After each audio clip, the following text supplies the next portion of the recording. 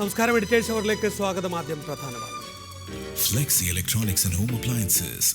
Flexi. Life easy. മദ്യനയം സർക്കാർ പൊളിച്ചെഴുതി. March 31 വരെ പ്രവർത്തിച്ച ബാറുകൾക്ക് ബിയർ വൈൻ ലൈസൻസ്. ഞായറാഴ്ച ഡ്രൈഡേ ഇല്ല. മാറ്റം അംഗീകരിക്കില്ലെന്ന് KPA മജീദ് റിപ്പോർട്ടറിനോട്.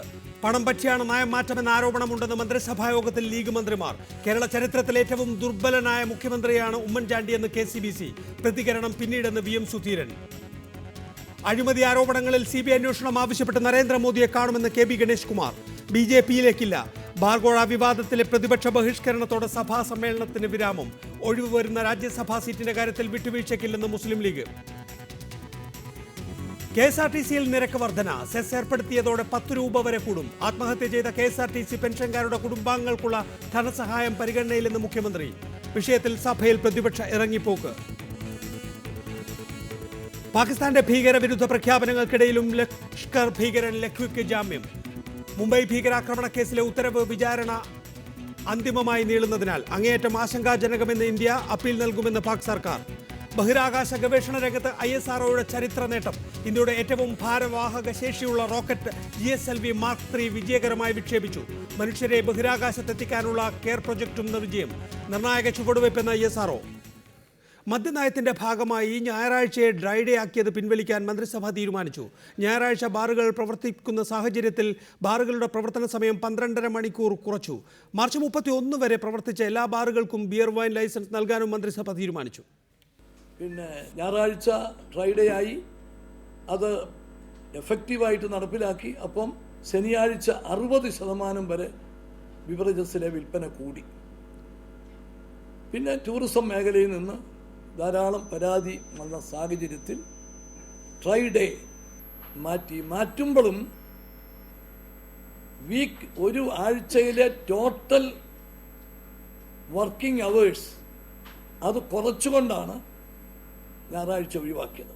അതായത് 6 ദിവസത്തെ മുഴുവൻ സമയവും ബാർ തുറക്കുന്ന മണിക്കൂറുകൾ അതിനെ 7 കൊണ്ട് ഭാഗിച്ച് ഞായറാഴ്ചയും ബാർ തുറക്കുക. അപ്പം ഒരാഴ്ചയിൽ 15 മണിക്കൂർ വെച്ച് 90 മണിക്കൂറാണ് ബാറുകൾ തുറക്കുന്നത്. അതിനെ 7 കൊണ്ട് ഹരിച്ചു കഴിഞ്ഞപ്പം അത് 12 മണിക്കൂർ 51 മിനിറ്റാണ് വരുന്നത്. അത് 12.5 മണിക്കൂറാക്കി കുറച്ചു. പൂട്ടിയ ബാറുകൾക്ക് ഓരോ ബാറുകളിലും ഉണ്ടായിരുന്ന എല്ലാ തൊഴിലാളികൾക്കും തൊഴിൽ കൊടുക്കണമെന്ന വ്യവസ്ഥയിൽ ബിയർ വൈൻ പാർലറുകൾ അനുവദിക്കും. ഈ വിഷയത്തിൽ നമ്മോടൊപ്പം Joseph Vazhakkan, Anathalavattom Anandan, PK Firoz, Johny Nellore, father Antony, KP Anilkumar തുടങ്ങിയവരാണ് വിവിധ സ്റ്റുഡിയോകളിലും ടെലിഫോൺ ലൈനിലുമുള്ളത്. ആദ്യം ശ്രീ ജോസഫ് വാഴക്കൻ, എന്ത് ന്യായീകരണമാണ് കോൺഗ്രസിന് പറയാനുള്ളത്?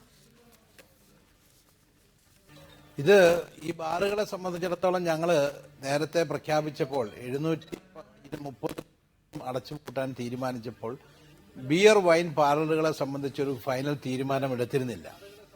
ആ തീരുമാനമാണ് ഇന്നിപ്പോൾ നിലവിൽ വന്നിരിക്കുന്നത്. മാത്രമല്ല, ഇതിനകത്ത് ഡ്രൈഡേയെ സംബന്ധിച്ചിടത്തോളം അന്ന് മുഖ്യമന്ത്രി മാത്രം പ്രഖ്യാപിച്ചൊരു നയമായിരുന്നു. പക്ഷേ പ്രായോഗികമായി അതിനും ചില പ്രശ്നങ്ങളുണ്ട് എന്ന് ടൂറിസം മേഖലയിൽ, പ്രത്യേകിച്ച് കോൺഫറൻസ് ടൂറിസം ഒക്കെ നടക്കുന്ന മേഖലകളിലൊക്കെ അവിടെ നിന്നുള്ള പരാതി, അങ്ങനെ പല പരാതികൾ വന്നപ്പോൾ അതിനൊരു പ്രായോഗികമായ ബുദ്ധിമുട്ടുകൾ വന്നപ്പോഴാണ് അതും മാറ്റാനായി തീരുമാനിച്ചത്. പിന്നെ എല്ലാ ബാറുകളും തുറന്നു എന്ന് പറയുന്ന രീതിയിലുള്ള പ്രചരണം ശരിയല്ല. ബിയർ വൈൻ പാർലറുകളൊക്കെ ഇപ്പോൾ തന്നെ KTDCയുടെ മോട്ടലുകളിലൊക്കെ നമ്മുടെ നാട്ടിൽ ഇഷ്ടം പോലെയുണ്ട്. അതൊന്നും ബാറുകളായിട്ട് ആരും കണക്കാക്കാറില്ല. പിന്നെ അടഞ്ഞു കിടന്ന 418 ബാറുകളിൽ നല്ല ഹൈജീൻ, അതിനകത്ത് പ്രത്യേകം പറഞ്ഞിട്ടുണ്ട്, അത് നിലവാരമുണ്ട് എങ്കിൽ അവർക്ക് ബിയറും വൈനും ഒക്കെ അവിടെ കൊടുക്കണമെങ്കിൽ കൊടുക്കാം, വേണമെങ്കിൽ. ഇതെല്ലാവരും എടുക്കുമെന്ന് എനിക്ക് തോന്നുന്നില്ല. ആവശ്യമുണ്ടെങ്കിൽ ടൂറിസം മേഖലയിലായിരിക്കും ഇതിനൊരു പ്രയോജനം കൂടുതൽ ലഭിക്കുന്നത്. അപ്പോൾ അടിസ്ഥാനപരമായി 730 വീര്യം കൂടിയ മദ്യം കൊടുത്തുകൊണ്ടിരുന്ന ബാറുകൾ പൂട്ടാനുള്ള തീരുമാനത്തിൽ ഒരു വ്യത്യാസവുമില്ല. അതിപ്പോഴും പൂട്ടി തന്നെ കിടക്കും. അതുപോലെ തന്നെ 10% ബിവറേജ് കോർപ്പറേഷൻ്റെ ഔട്ട്ലെറ്റുകൾ പൂട്ടാനുള്ള തീരുമാനം അതും അതേപടി തന്നെ തുടരുകയാണ്. കോടതിയുടെ ഒരു നിർദ്ദേശമുണ്ടായിരുന്നു ഈ ഹൈവേയുടെ കാര്യത്തിൽ.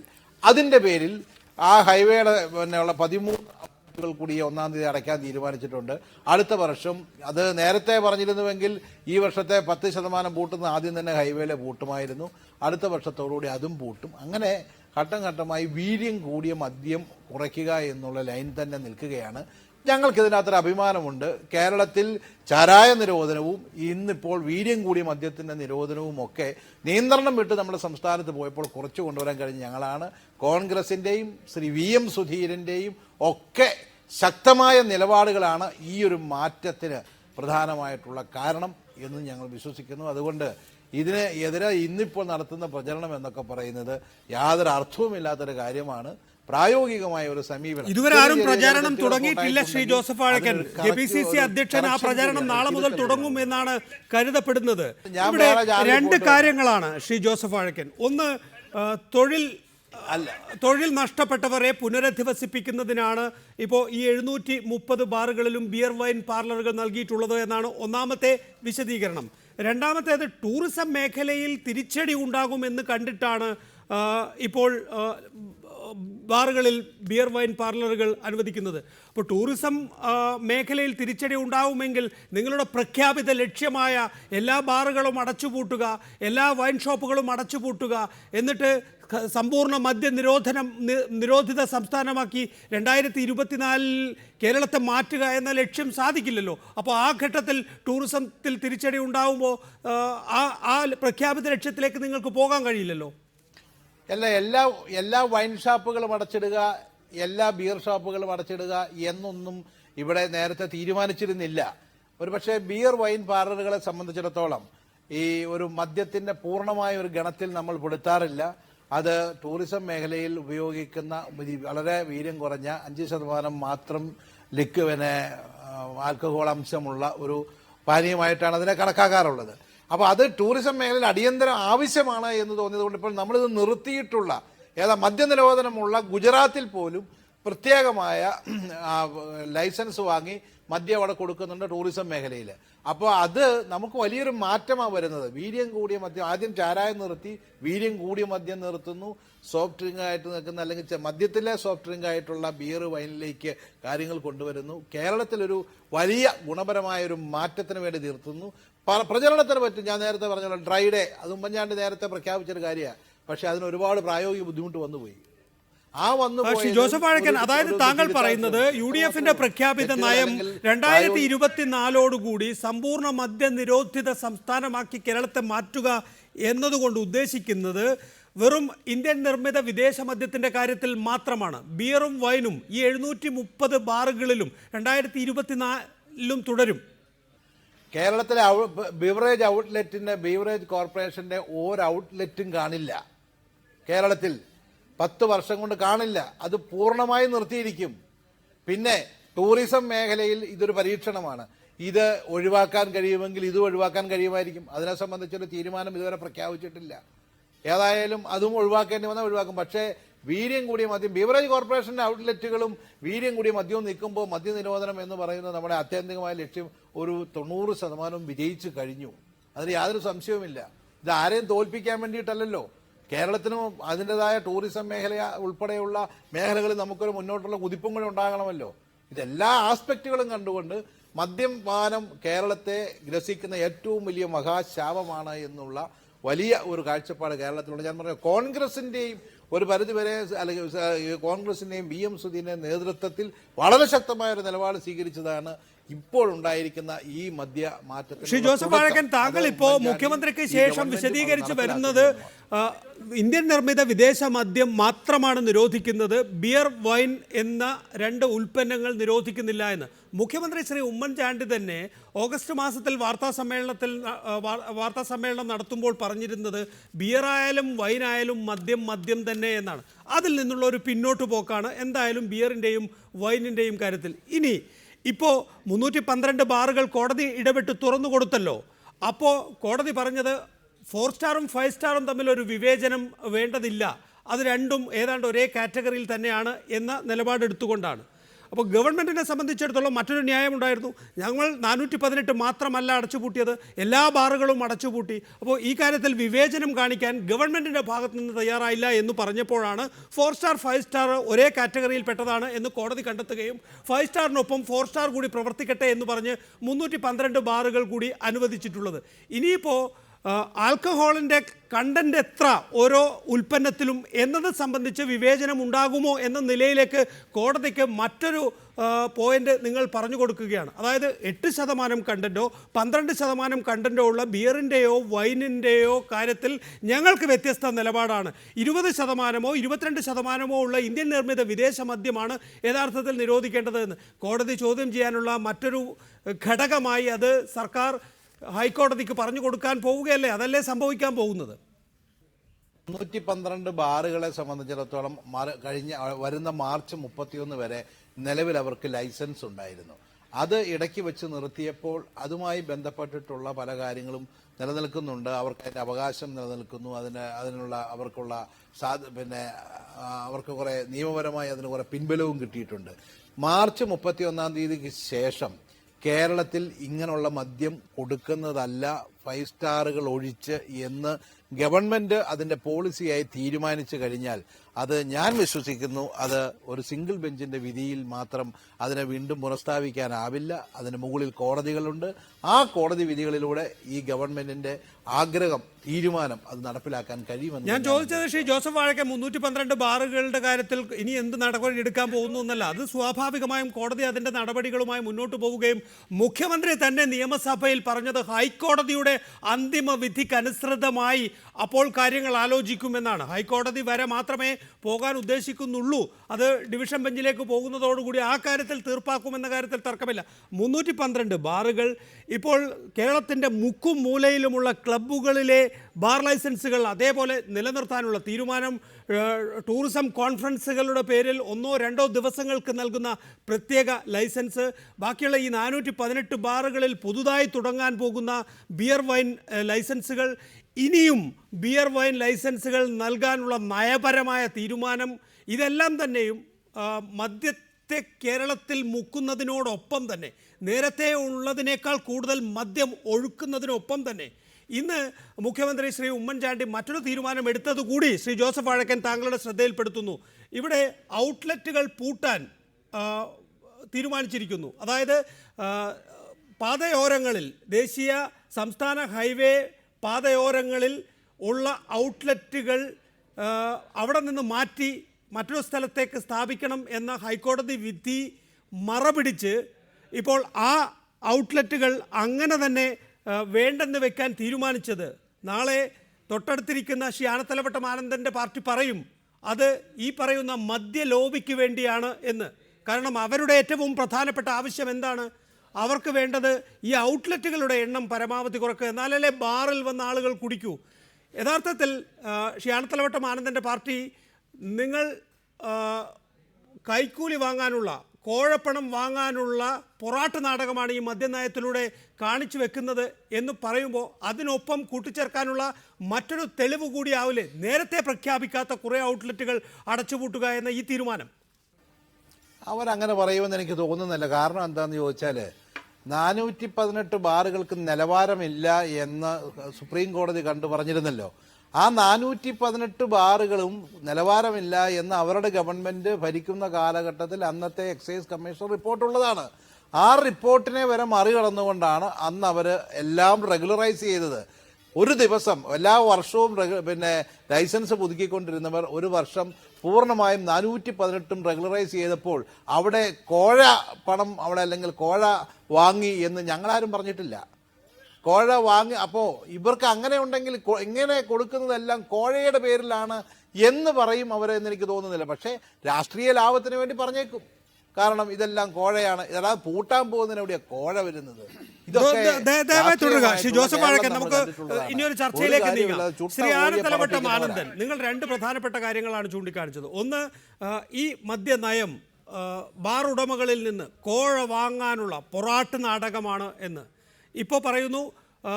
മന്ത്രി കെ മാണിയെ സേഫ് ആക്കാൻ വേണ്ടിയാണ് ഇപ്പോൾ ബാർ ഉടമകൾക്ക് വഴങ്ങുന്നത് എന്ന്. എവിടെയെങ്കിലും ഒരു സ്റ്റോപ്പ് കൊടുക്കൂ. എന്ത് നിലപാടാണ് ഈ ഗവൺമെന്റിനെതിരെ സ്വീകരിക്കാൻ പോകുന്നത്?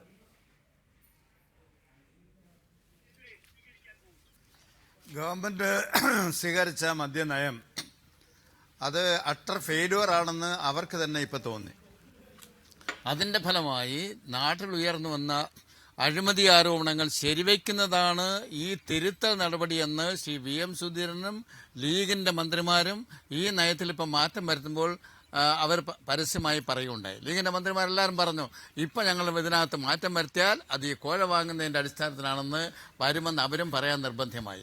എന്തോ നയമായി ഇപ്പോൾ ഉള്ളത്? ഇപ്പം പറയുക ട്രൈഡേ ഞങ്ങൾ മാറ്റിട്ടു, എന്നിട്ട് വലിയ പ്രഖ്യാപനം. എൻ്റെ സ്നേഹിതൻ ജവണികളിലും പറയണം 12.5 മണിക്കൂർ ഞങ്ങൾ ഇങ്ങനെ കുറയ്ക്കാൻ തീരുമാനിച്ച് 58 ദിവസം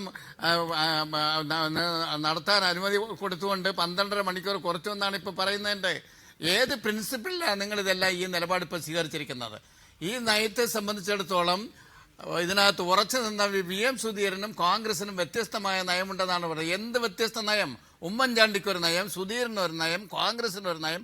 കോൺഗ്രസ് എന്ന് പറഞ്ഞാൽ അവരോട് ചോദിച്ചപ്പോഴും ജനാധിപത്യ പാർട്ടിയാണെന്ന്. പിന്നെ ഈ ഔട്ട്ലെറ്റുകൾ അടയ്ക്കുന്നതിനെ സംബന്ധിച്ചിടത്തോളം 10 വർഷത്തിനിടയിൽ മുഴുവൻ ഔട്ട്ലെറ്റും സർക്കാരിൻ്റെ ഔട്ട്ലെറ്റ് അടയ്ക്കും. ആ ഔട്ട്ലെറ്റ് കൂടി സ്വകാര്യ മുതലാളിമാർക്ക് കൊടുക്കും. മറ്റു മേഖലയിലെ സ്വകാര്യവൽക്കരണത്തിൻ്റെ ചുവട് പിടിച്ച് അത് പോകാനല്ലാതെ ഈ ഔട്ട്ലെറ്റ് അടയ്ക്കുന്നതിൻ്റെ ലക്ഷ്യമെന്ത്? നിങ്ങളൊരു സമ്പൂർണ്ണ മദ്യനിരോധനം നടപ്പാക്കുമെന്ന് പറഞ്ഞു. നടപ്പാക്കാനുള്ള ആർജവമുണ്ടോ? ഇപ്പൊ ഓരോന്നോരോന്നായി കൊടുക്കല്ലേ? 418 ബാറിന്റെ സ്ഥിതി എന്താ? ശരി, നമുക്കൊരു ചർച്ചയായിട്ട് മുന്നോട്ട് പോകാം. ശ്രീ ആനത്തലവട്ടമാനന്ദൻ, സുധീരൻ ജാഥ തുടങ്ങുമ്പോൾ ശ്രീ ഫിറോസ്, എനിക്ക് താങ്കളോട് ചില കാര്യങ്ങൾ ചോദിക്കാനുണ്ട്. അതിനു മുമ്പ് ജേക്കബ് ജോർജ് ഇപ്പോൾ സ്റ്റുഡിയോയിൽ എത്തിയിട്ടുണ്ട്. ശ്രീ ജേക്കബ് ജോർജ്, എന്നെ അതിശയിപ്പിക്കുന്ന ഒരു കാര്യം ഇത് മാത്രമാണ്. യഥാർത്ഥത്തിൽ ടൂറിസം മേഖലയ്ക്ക് തിരിച്ചടി ഉണ്ടാകും എന്ന് കരുതി ഇപ്പോൾ ബിയർ വൈൻ പാർലറുകൾ 730 ബാറുകളിലും അനുവദിക്കാൻ തീരുമാനിച്ചിരിക്കുന്നു. അതായത് ലിക്കർ ഉണ്ടെങ്കിൽ മാത്രമേ ടൂറിസം മേഖല മുന്നോട്ട് പോകൂ എന്ന് സംസ്ഥാന സർക്കാർ കണ്ടെത്തിയിരിക്കുന്നു. പിന്നെ എങ്ങനെയാണ് 2024 ഇവർ കേരളത്തെ സമ്പൂർണ്ണ മദ്യനിരോധിത സംസ്ഥാനമാക്കി മാറ്റുക?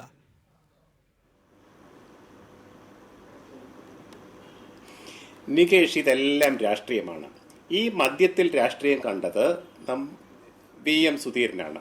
സുധീരൻ ഈ രാഷ്ട്രീയം കണ്ടുപിടിക്കുന്നതിന് മുൻപ്, മദ്യത്തെ ഒരു രാഷ്ട്രീയ ആയുധമായി ആക്കാം എന്ന് കണ്ടുപിടിക്കുന്നതിന് മുൻപ് ഈ രാഷ്ട്രീയ നേതാക്കന്മാർ മദ്യത്തെക്കുറിച്ചൊന്നും പറഞ്ഞിട്ടില്ല.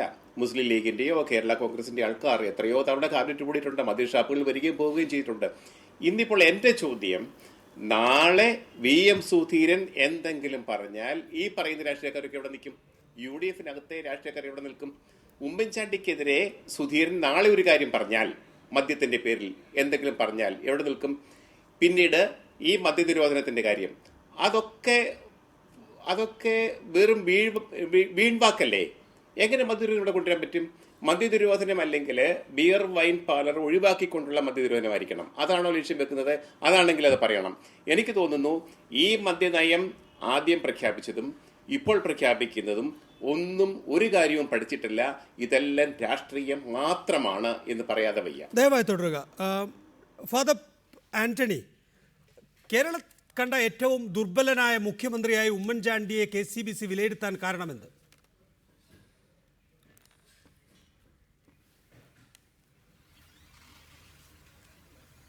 കഴിഞ്ഞ ഓഗസ്റ്റ് മാസം 21-ാം തീയതി 2014 ഓഗസ്റ്റ് മാസം 21-ാം തീയതി ലോകം മുഴുവൻ വാഴ്ത്തിയ ഒരു പട്ടമുണ്ടായിരുന്നു അദ്ദേഹത്തിന്.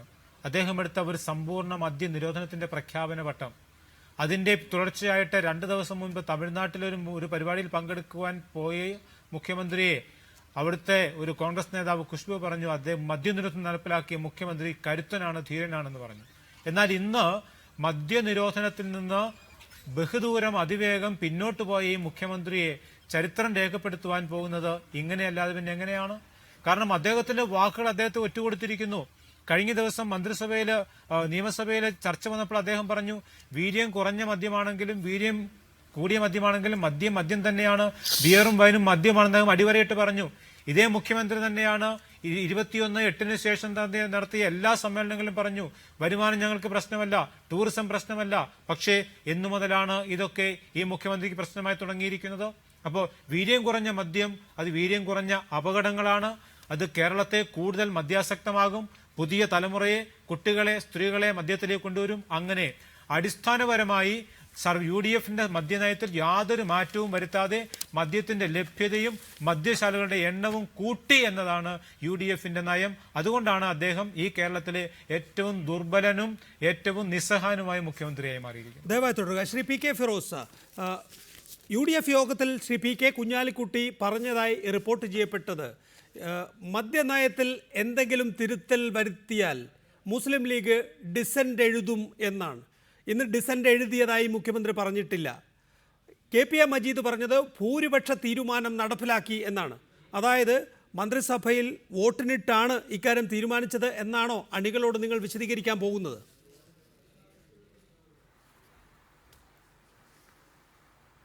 അല്ല, മുഖ്യമന്ത്രി തന്നെ വളരെ അസന്നിഗ്ധമായി പ്രഖ്യാപിച്ചു മന്ത്രിസഭയിൽ ലീഗ് ഡിസന്റ് രേഖപ്പെടുത്തിയെന്ന്. അത് മിനിറ്റ്സിൽ രേഖപ്പെടുത്തിയിട്ടുണ്ടോ ഇല്ലേ എന്നുള്ളത് പിന്നീട് പരിശോധിക്കേണ്ട കാര്യമാണ്. മന്ത്രിസഭയിലെ എടുക്കുന്ന എല്ലാ നിലപാടുകളും ക്യാബിനറ്റ് മിനിറ്റ്സിൽ രേഖപ്പെടുത്താറുണ്ടോ എന്നുള്ളത് എനിക്കറിയില്ല. പക്ഷെ മുഖ്യമന്ത്രി ഒരു കാര്യം അടിവരയിട്ട് പറഞ്ഞു, മുസ്ലിം ലീഗിന്റെ മന്ത്രിമാർ, ഈ മന്ത്രിസഭയിൽ മറ്റു പല പാർട്ടിയുടെയും മന്ത്രിമാരുണ്ടെങ്കിലും ലീഗിന്റെ മന്ത്രിമാർ UDF ഇപ്പോഴെടുക്കുന്ന മന്ത്രിസഭ ഇപ്പോഴെടുക്കുന്ന നിലപാടിനോട് പൂർണ്ണമായും വിയോജിപ്പ് പ്രകടിപ്പിച്ചു എന്ന് അദ്ദേഹം അസന്നിഗ്ധമായി പ്രഖ്യാപിച്ചു കഴിഞ്ഞു. അത് ലീഗിന്റെ പ്രഖ്യാപനം. ഇനി മുഖ്യമന്ത്രി പറഞ്ഞിട്ടില്ലെങ്കിൽ പോലും ലീഗിന്റെ പ്രഖ്യാപിത നയമാണ്. സാധാരണഗതിയിൽ നയപരമായ വിയോജിപ്പുള്ള കാര്യങ്ങൾ ഭൂരിപക്ഷ പ്രകാരം തീരുമാനമെടുത്തുകൊള്ളട്ടെ എന്നതാണോ മുസ്ലിം ലീഗിന്റെ നയം? എല്ലാ കാര്യത്തിലും അങ്ങനെ ആയിരിക്കുമോ? വളരെ നേരിട്ടുള്ള ചോദ്യം, നേരിട്ടുള്ള ഉത്തരം പ്രതീക്ഷിക്കുന്നു. തീർച്ചയായും നികേഷ്, എന്താ സംശയം? ഇപ്പൊ ലീഗിന് വാർഡ് വിഭജനത്തിന്റെ കാര്യത്തിൽ UDFന്റെ അഭിപ്രായമല്ല ലീഗിനുള്ളത്. KSRTCയിൽ ഡീസലിനും പെട്രോളിനും വില കുറയ്ക്കുമ്പോൾ KSRTCയിലെ ബസ് ചാർജ് വർധന ഭരണപരമായ കാര്യങ്ങളാണ്. ഇത് നയപരമായ കാര്യമാണ്. മുസ്ലിം ലീഗ് എക്കാലവും മദ്യത്തിനെതിരായിരുന്നു എന്നതുപോലെ നയപരമായ മറ്റ് വിഷയങ്ങൾ വരുമ്പോൾ ഭൂരിപക്ഷ തീരുമാനപ്രകാരം കോൺഗ്രസ് അങ്ങനെ പറഞ്ഞു, കേരള കോൺഗ്രസ് M അങ്ങനെ പറഞ്ഞു, കേരള കോൺഗ്രസ് ജേക്കബ് അങ്ങനെ പറഞ്ഞു എന്ന് പറഞ്ഞ് അവർക്ക് ഭൂരിപക്ഷം ഉണ്ട്, അതുകൊണ്ട് ന്യൂനപക്ഷമായ നമ്മൾ അതിന് വഴങ്ങണം എന്ന നിലയിലായിരിക്കുമോ തീരുമാനങ്ങൾ? ഭരണപരമായ ഇപ്പോൾ KSRTCയുടെ ശമ്പള പ്രശ്നമോ അല്ലെങ്കിൽ വാർഡ് വിഭജനത്തിൻ്റെ കാര്യത്തിലോ അതൊക്കെ ഭരണപരമായ കാര്യങ്ങൾ അഡ്ജസ്റ്റ് ചെയ്യാവുന്നതേ ഉള്ളൂ. ഇത് നയപരമായ കാര്യമാണ്. മതപരമായി പോലും മുസ്ലിം ലീഗിന് വിയോജിപ്പുള്ള മേഖലയാണിത്. അത്തരം കാര്യത്തിൽ ഭൂരിപക്ഷ തീരുമാനം നടന്നുകൊള്ളട്ടെ എന്ന് പറയുമ്പോൾ പറഞ്ഞോളൂ. അല്ല, മതപരമായിട്ടുള്ള ലീഗിനും അതുപോലെ തന്നെ വിശ്വാസികൾക്കും പല അഭിപ്രായമുണ്ട്. അതൊന്നും ഭരണത്തിലൂടെ അടിച്ചേൽപ്പിക്കാൻ കഴിയും എന്ന വിശ്വാസം ലീഗിനില്ല. പിന്നെ ഏതാണ് നയപരം ഏതാണ് ഭരണപരം എന്നൊന്നും എനിക്ക് മനസ്സിലായില്ല. ലീഗിന് ഭരണപരമായ കാര്യത്തിലും നിങ്ങൾ നയപരം എന്ന് വിശേഷിപ്പിക്കുന്ന കാര്യത്തിലും പല കാര്യത്തിലും വ്യത്യസ്ത അഭിപ്രായമുണ്ട്.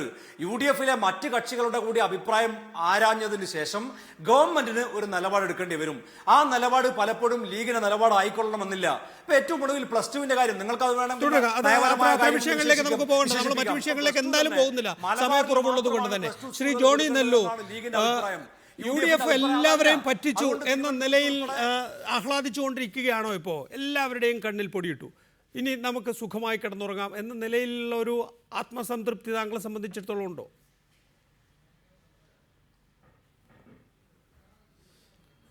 നികേഷേ, ഒരു ഗവൺമെന്റ് ആത്മാർത്ഥമായിട്ടൊരു കാര്യം ചെയ്യുമ്പോൾ ആ ആത്മാർത്ഥതയെ ഇങ്ങനെ തെറ്റായി വ്യാഖ്യാനിക്കരുത്. ആത്മാർത്ഥമായിട്ട് എന്ത് കാര്യം ചെയ്തു ശ്രീ ജോണി നെല്ലൂർ? ആത്മാർത്ഥമായി ചെയ്തു എന്ന് ഞങ്ങൾ വിചാരിച്ച കാര്യം മദ്യനിരോധനത്തിന്റെ ആദ്യ പടിയായി കേരളത്തിലെ എല്ലാ ബാറുകളും പൂട്ടുകയും 10% വെച്ച് ഔട്ട്ലെറ്റുകൾ അടപ്പിക്കുകയും ചെയ്തപ്പോഴാണ് അതിൽ ആത്മാർത്ഥത തോന്നിയത്. അത് പിൻവലിക്കുമ്പോഴല്ലല്ലോ സ്വാഭാവികമായി. ഞാൻ പറഞ്ഞതേ ഉള്ളൂ.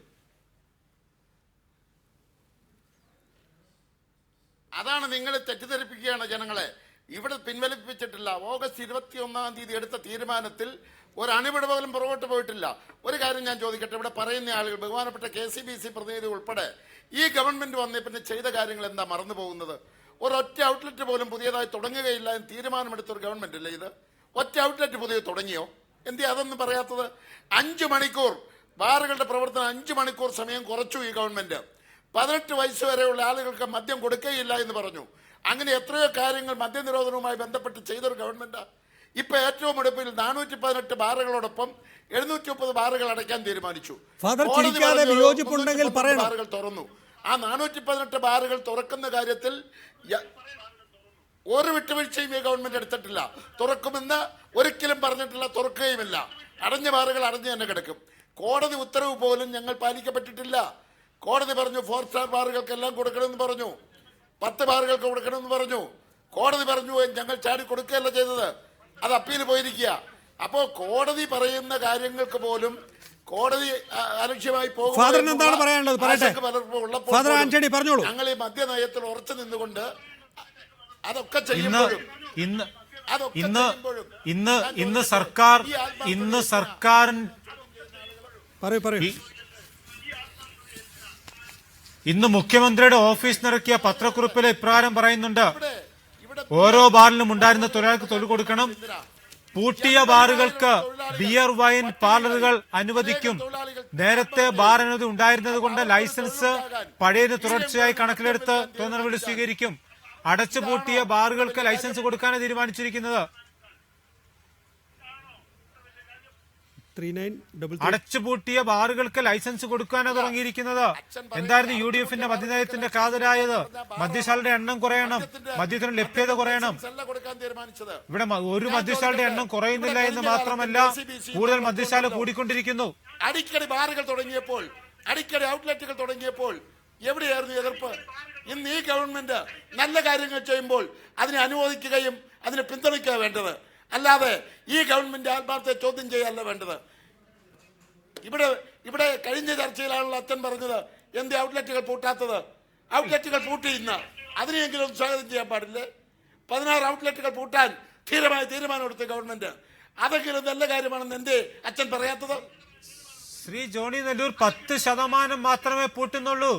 10% മാത്രമേ പൂട്ടുന്നുള്ളൂ.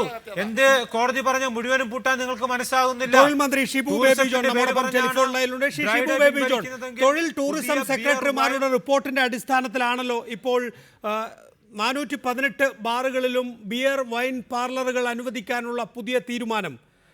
എന്താണ് തൊഴിൽ സെക്രട്ടറിയുടെ റിപ്പോർട്ട്? അല്ല, തൊഴിൽ സെക്രട്ടറിയുടെ റിപ്പോർട്ട് ഇതിന്റെ തൊഴിൽ നഷ്ടത്തെ സംബന്ധിച്ചിടത്തോളമാണ്. ഞാൻ വിശദമായ റിപ്പോർട്ടിലേക്ക് കടന്നില്ല. തൊഴിൽ സെക്രട്ടറി നേരിട്ട് മുഖ്യമന്ത്രിക്കാണ് റിപ്പോർട്ട് കൊടുത്തിട്ട്, തൊഴിൽ സെക്രട്ടറി അല്ല, 2 സെക്രട്ടറിമാരും കൂടെ ചേർന്നുള്ള റിപ്പോർട്ട് മുഖ്യമന്ത്രിക്കാണ് കൊടുത്തിട്ടുള്ളത്. അതിലുള്ള കേരളത്തിൽ സംഭവിച്ചിട്ടുള്ള തൊഴിൽ നഷ്ടവും അതുവഴിയുള്ള എക്കണോമിക് ലോസും ഈ തൊഴിൽ നഷ്ടം കൊണ്ട് എഫക്ട് ചെയ്തിട്ടുള്ള വിവിധ മേഖലയെക്കുറിച്ചാണ് അതിലെ പരാമർശം എന്നാണ് ഞാൻ മനസ്സിലാക്കിയിട്ടുള്ളത്. ഷിബു ബേബി ജോൺ, തൊഴിൽ നഷ്ടം 1, 2 ടൂറിസം മേഖലയിൽ തിരിച്ചടി, ഇത് രണ്ടുമാണല്ലോ 418 അല്ലെങ്കിൽ നിങ്ങളുടെ ഭാഷയിൽ 730 ബാറുകളിലും ബിയർ വൈൻ പാർലറുകൾ അനുവദിക്കാനുള്ള തീരുമാനം. 2024 കേരളം മദ്യനിരോധിത സംസ്ഥാനമാക്കി മാറ്റുക എന്നുള്ള പ്രഖ്യാപിത ലക്ഷ്യവും മുന്നോട്ട് വെച്ചിട്ടുണ്ട്.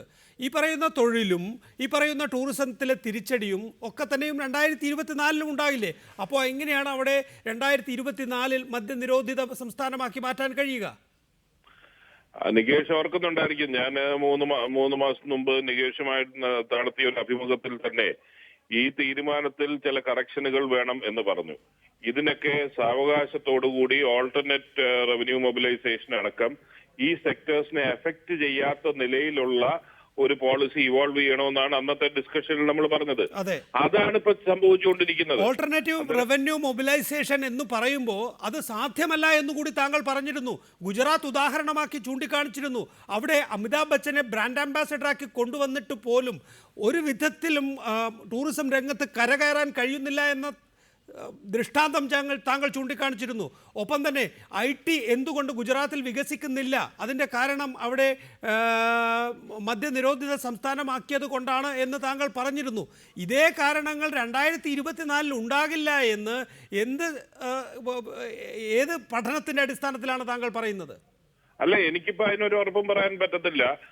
ഈ പറഞ്ഞതുപോലെ ജനാധിപത്യ സംവിധാനത്തിൽ സതുദ്ദേശത്തോടുകൂടി ചില തീരുമാനങ്ങൾ എടുക്കും.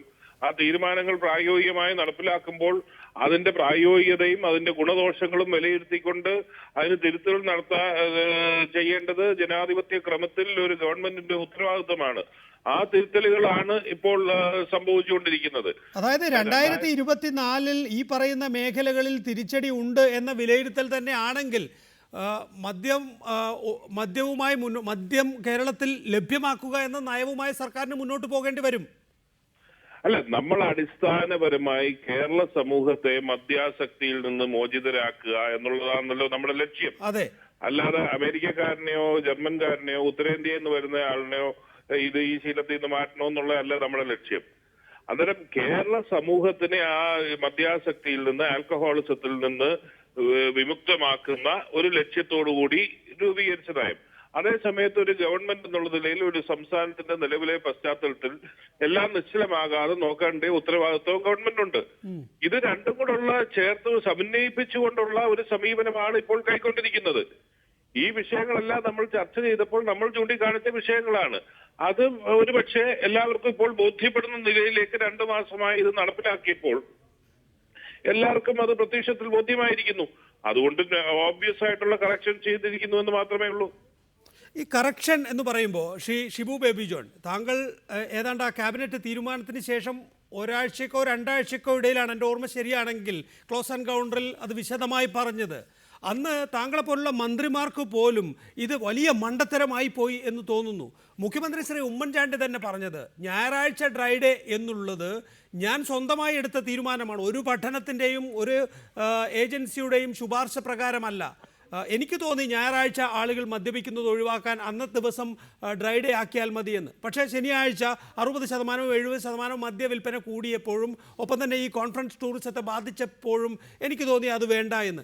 മുഖ്യമന്ത്രിക്ക് തോന്നുമ്പോൾ ഒരു കടലാസം കൊണ്ട് UDF-ൽ വരിക, അത് നടപ്പിലാക്കുന്നതായി പ്രഖ്യാപിക്കുക, ബാക്കിയുള്ളവരെല്ലാം അന്തിച്ച് നിൽക്കുക, ക്യാബിനറ്റിൽ യാതൊരു ചർച്ചയും കൂടാതെ അത് പാസ്സാക്കുക.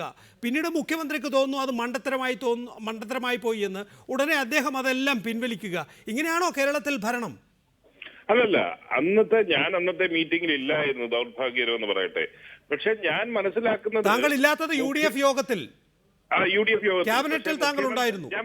ഞാൻ പറയട്ടെ മുഖ്യമന്ത്രി UDF യോഗത്തിലേക്ക് കൊണ്ടുവന്ന നിങ്ങൾ പറയുന്ന പോക്കറ്റിൽ നിന്ന് എടുത്ത പേപ്പറിൽ തന്നെ ഇതിന് പകരമായി വീര്യം കുറഞ്ഞ മദ്യം അവൈലബിൾ ആക്കണം എന്ന നിർദ്ദേശവും കൂടി ഉണ്ടായിരുന്നു എന്നാണ് ഞാൻ മനസ്സിലാക്കിയത്. അത് അന്ന് KPCC പ്രസിഡന്റ് തന്നെ പിന്നീട് എന്നോട് മറ്റൊരു ക്ലോസ് ആൻഡ് കൗണ്ടർ പരിപാടിയിൽ പറഞ്ഞത്, മുഖ്യമന്ത്രി എഴുതി കൊണ്ടുവന്ന കുറിപ്പിൽ അതുണ്ടായിരുന്നു, ബിയർ വൈൻ പാർലറുകൾ അനുവദിക്കുക, കൂടുതലായി അനുവദിക്കുക. ഈ പറയുന്ന 730 ബാറുകളിലുമല്ല, ബിയർ വൈൻ പാർലറുകൾ കൂടുതലായി അനുവദിക്കുക എന്നതുണ്ടായിരുന്നു. പക്ഷേ VM സുധീരൻ അവിടെ വെച്ച് എതിർക്കുകയും അത് അവിടെ വെച്ച് വെട്ടുകയും ചെയ്തു.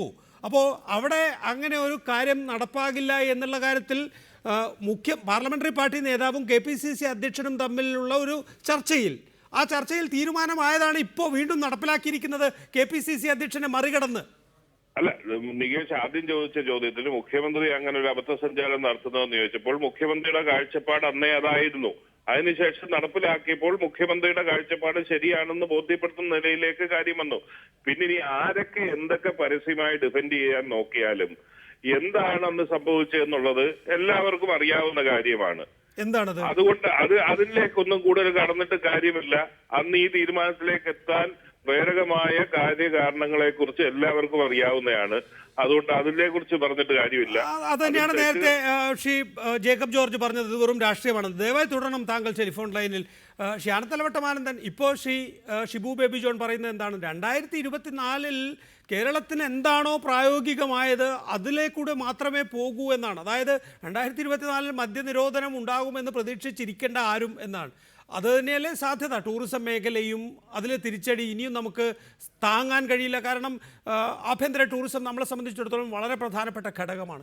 തൊഴിൽ 2024 എല്ലാവർക്കും വൈറ്റ് കോളർ ജോലി എന്ന നിലയിലേക്കൊന്നും നമ്മൾ ഉയരാൻ പോകുന്നില്ല. അപ്പോൾ മദ്യനയത്തിൽ അടിസ്ഥാനപരമായ മാറ്റമില്ല എന്നുള്ളത് തെറ്റാണ് എന്ന് തെളിയുകയാണോ? അത് താങ്കളാണ് പറയേണ്ടത്.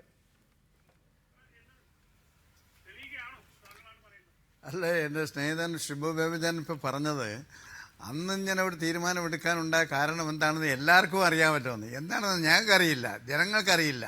മന്ത്രിസഭയിൽ ഉണ്ടായിരുന്നവർക്കറിയാം, ശ്രീ ഷിബുവിനറിയാം, പിന്നെ UDF നേതാക്കന്മാർക്ക് അറിയായിരിക്കും എന്താണ് ഉമ്മൻചാണ്ടിയും അതുപോലെ തന്നെ VM സുധീരനും തമ്മിൽ ഉണ്ടായിരുന്ന അവർ തമ്മിൽ ബോധ്യപ്പെട്ടതും നമുക്ക് ബോധ്യപ്പെടാത്തതുമായ കാര്യമൊന്നും അദ്ദേഹം പറയണ്ടേ.